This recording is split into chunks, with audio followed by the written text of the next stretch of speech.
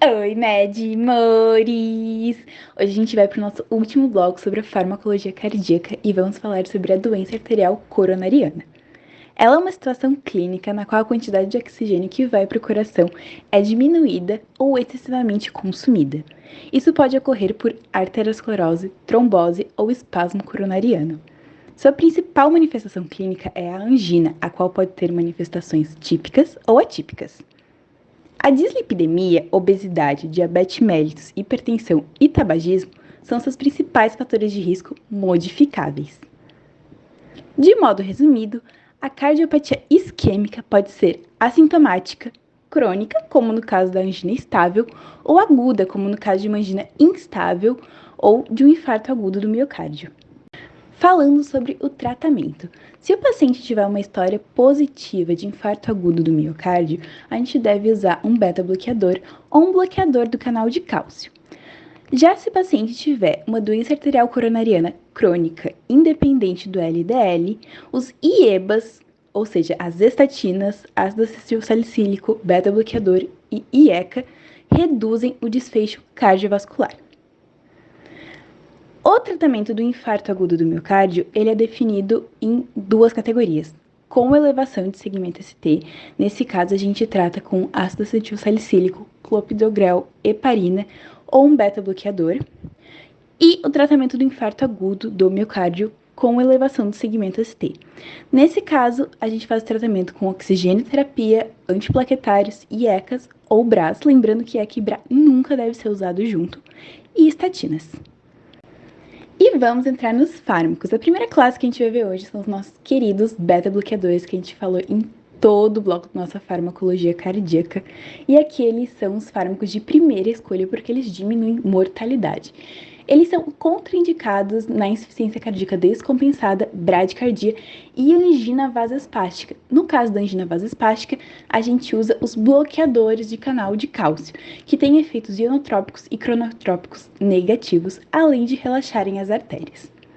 Eles são os nossos antianginosos de segunda escolha, porém os dihidroperidínicos podem ser associados aos beta-bloqueadores para melhorar o nosso controle anginoso, mas os dihidroperidínicos não, devido ao risco de bradicardia e disfunção sistólica do miocárdio. Os efeitos adversos deles incluem cefaleia, vermelhidão, tontura e edema no membro inferior, principalmente os dihidroperidínicos. Os IECAs e os BRAs, eles acabam sendo mais usados em pacientes de alto risco, como diabéticos, nefropatas, hipertensos, pacientes com história prévia de infarto agudo do miocárdio, disfunção sistólica do ventrículo esquerdo ou idade acima de 54 anos.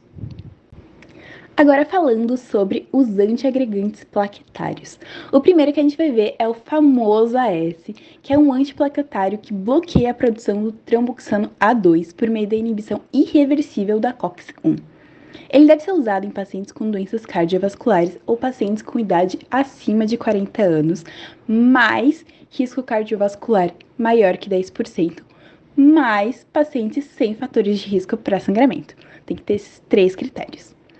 Seus efeitos adversos são sangramento gastrointestinal, doenças pépticas e hipersensibilidade. O próximo fármaco que a gente vai ver é o clopidogrel. É um antiagregante da classe das tienopiridínicas de segunda geração e age como um inibidor irreversível dos receptores plaquetários P2Y12. E são recomendados quando o paciente tem contraindicação ou intolerância ao AS. Ele é utilizado para prevenção do AVC e do infarto agudo. Vale ressaltar aqui que o paciente que realizou uma angioplastia deve fazer uma dupla antiagregação utilizando o AS e o clopidogrel. O próximo fármaco que a gente vai ver aqui é o ticagrelor. Ele é um fármaco não tienopiridínico, inibidor reversível da P2Y12. A gente viu lá em cima que o clopidogrel é um inibidor irreversível dessa enzima. O ticagrelor ele é superior ao clopidogrel quando se trata em reduzir mortalidade no infarto com elevação de segmento ST. Ele possui início e o término mais rápido também em relação ao clopidogrel. O próximo fármaco que a gente vai ver é o prasugrel. Ele é um antiplaquetário de terceira geração e possui início de ação mais rápido que o clopidogrel. além de produzir uma inibição plaquetária maior, porém ele tem maior risco de sangramento. A varfarina é o anticoagulante oral que deve ser associado ao AS quando há indicações específicas para anticoagulação, como fibrilação atrial com risco cardioembólico elevado e pós-infarto agudo do miocárdio anterior e extenso. Ou ele também pode ser usado no lugar do antiagregante quando há contraindicação deste. Ele age como antagonista da vitamina K e é o fármaco de primeira escolha em pacientes com substituição de válvula, porém deve ter cuidado com o AVC hemorrágico.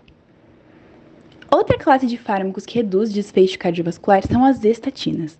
Elas são fármacos antilipidêmicos que inibem a enzima HMG-CoA, responsável pela síntese do colesterol no fígado. A rosuvastatina é o que mais reduz desfecho cardiovascular, seguida pela atorvastatina e pela simvastatina. Vale lembrar que a atorvastatina também atua reduzindo os triglicerídeos sanguíneos. Seus principais efeitos adversos são disfunção hepática e miopatia. Porém, o fármaco que menos produz essa miopatia é a pravastatina. A próxima classe que a gente vai ver são os nitratos. A gente já tinha visto eles lá na aula de insuficiência cardíaca. E aqui, os nitratos de ação rápida são os fármacos de escolha para o tratamento de crises anginosas, enquanto os de ação longa, como o de nitrato de isosorbida, são terceira linha em pacientes com angina refratária à combinação de beta-bloqueador com dihidropiridínicos. Eles reduzem a pré-carga por meio de uma venodilatação e a pós-carga devido à dilatação das coronárias em doses terapêuticas e das arteríolas em doses maiores.